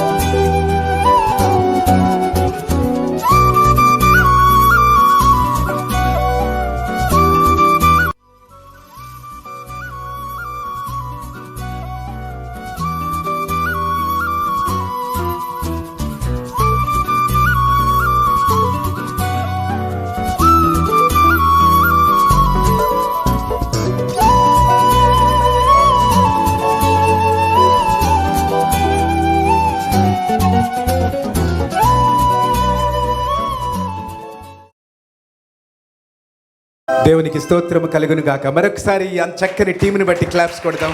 దేవుని నామాన్ని ఇక్కడ మహిమపరచాలని ఈ బిడ్డలు మరి వారికి జాబులు చేస్తూ ఉన్నారు, కుటుంబాలు ఉన్నాయి, చిన్నారి బిడ్డలు ఉన్నారు. చాలాసార్లు పిలిచినప్పుడు ఎంతో సమయాన్ని ప్రత్యేకించి దే ఆల్వేస్ హియర్. ఇదంతా కన్స్ట్రక్షన్ టైంలో నా చాలా సమయం అయింది కాబట్టి I can't go all those details, but god is seeing everything. God's amazing blessings upon all the team members. God bless you all. ఈ సమయంలో మనందరం లేచి నిలవబడి వారి ఆశీర్వాద ప్రార్థన చేత ముగించుకుందాం. దేవుడు చక్కని సమయాన్ని మనకు అనుగ్రహించారు. ఎంత కృపామయుడైన దేవుడు. 2 సంవత్సరాలు ఆయన కృప ఏమిటో చూసాము. భయంకరమైన పాండమిక్ మధ్య మనల్ని సజీవులు గుంచి ఈ రోజున 2వ సంవత్సరపు ఈ సెలబ్రేషన్ ఆనందాన్ని దేవుడు ఇచ్చినందుకు ఆయనకు వందనాలు చెల్లించుకుంటూ మరి తలలు వంచి కండ్లు మూసుకుని ఆశీర్వాద ప్రార్థన చేత ముగించుకుందాం. కృపగల తండ్రి, పరిశుద్ధుడా, 2 సంవత్సరాల మీ కృప తండ్రి నాయనా, మీ గొప్ప ఆదరణ, మీ ప్రేమ మేము చూసామయ్యా. నీవు నమ్మదగిన వాడవయ్యా, ఎంతైనా నమ్మదగిన వాడవు తండ్రి. ప్రభువా, మరి ఆ చెట్టు క్రింద చేస్తున్న తండ్రి ఆరాధన జరుగుతున్న రోజు నుండి నాయనా మరి ఇంతవరకు మీరు నడిపించినందుకై వందనాలు. ఇంకా రాబోయే రోజుల్లో అనేకమైన నూతన వసంతాలు మీరు పీజీఎఫ్కి అనుగ్రహించి అనేక మంది నశించిపోతున్న యవ్వన బిడ్డల్ని నీ నిత్యత్వపు వెలుగులోనికి తీసుకుని వెళ్ళమని, ఆ ప్రయత్నంలో చక్కని పాత్రలుగా మా అందరినీ వాడుకొనమని తండ్రి. ప్రభువా నాయన, మీకు సాక్షులుగా మా అందరినీ ఉంచమని తండ్రి. మరి ఈరోజు విన్న వాక్య ప్రకారముగా పరిశుద్ధ పర్వతమునకు ఎక్కదగిన వాడెవడు? మీరు చెప్పిన శ్రేష్టమైన లక్షణాలు తండ్రి, నిర్దోషమైన హృదయము తండ్రి. ప్రభువా మరి నాయన, నిన్ను తండ్రి ఘనపరిచే జీవితాలు నాయన ప్రతి బిడ్డకు మీరు అనుగ్రహించండి తండ్రి. నాయన, నీవెవరిని త్రోసివేసు దేవుడవు కావు ప్రభా. శుద్ధ హృదయాన్ని మాకు అనుగ్రహించండి, నిర్దోషమైన చేతులను మాకు అనుగ్రహించండి. మమ్మల్ని చూచిన బిడ్డలు నీ సారూప్యాన్ని చూడాలయ్యా తండ్రి. మరి ఆశ కలిగి నాయన ఈ ఉదయ కాలంలో తండ్రి మా మధ్యకు వచ్చిన ప్రతి బిడ్డను మీరు దీవించి ప్రభా మరి ఇక భోజనాల సమయంలో కూడా ప్రభా నీ నిండైన దీవెనల చేత నింపమని నాయన మరి దూర ప్రయాణించి మా మధ్యకు వచ్చిన దైవజనులను వారి సేవను కూడా మీరు నిండారుగా దీవించమని నాయన. మరి నాయన 2 సంవత్సరాలుగా ఎంతో శ్రమించిన ప్రతి కుటుంబాన్ని నాయన ఈ బెంగళూరు పట్టణంలో నీ నామాన్ని ఘనపరచాలని వారి యొక్క సమయాన్ని, శ్రమను నాయన నీ నామ ఘనత కొరకు ఇచ్చిన ప్రతి కుటుంబాన్ని నిండారుగా దీవించి ఇంకా రాబోయే రోజుల్లో అనేకమైన మేలులు ప్రతి బిడ్డలు పొందాలని మీ చేతులకి అర్పించుకుంటూ నజరేయుడైన యేసు నామమున ప్రార్థన చేయుచున్నాము తండ్రి. ఆమేన్, ఆమేన్. మన తండ్రి అయిన దేవుని యొక్క శక్తియు, కుమారుడైన యేసుక్రీస్తు యొక్క ప్రేమయు, పరిశుద్ధాత్మ దేవుని యొక్క శక్తియు, ఆదరణయు, ప్రేమయు ఎల్లప్పుడూ మనకు తోడుగా నీడగా ఉండి పరిశుద్ధ పర్వతమునకు ఎక్కబడే బిడ్డలుగా ప్రతి బిడ్డను తీర్చిదిద్ది ఆశీర్వదించి కాపాడునుగాక. Amen, amen. God bless you all. దేవుడు మీ అందరిని దీవించునుగాక.